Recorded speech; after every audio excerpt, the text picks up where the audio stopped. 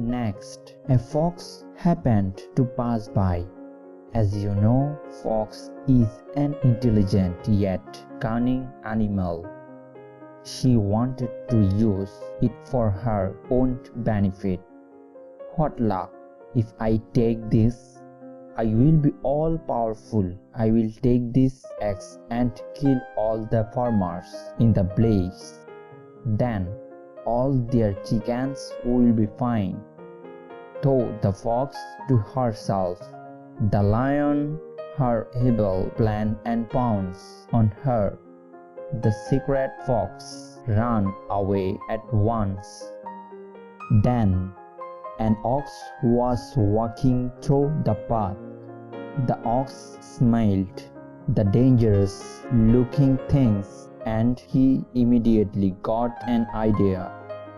He quickly took the axe in his mouth and cut down all the branches which were blocking the roads, as it was difficult for the animals to pass by that road.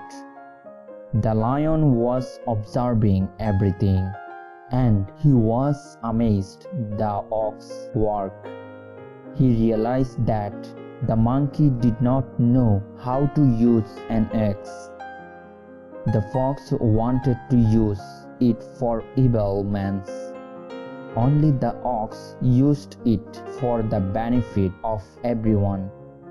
He then thanked the ox for clearing the road and offered him to become his prime minister. The ox accepted the offer happily.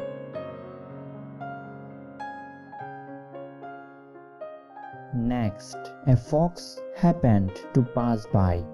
As you know, fox is an intelligent yet cunning animal. She wanted to use it for her own benefit. What luck! If I take this, I will be all powerful. I will take this axe and kill all the farmers in the blaze. Then all their chickens will be fine.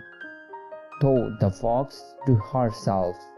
The lion her evil plan and pounced on her. The secret fox ran away at once.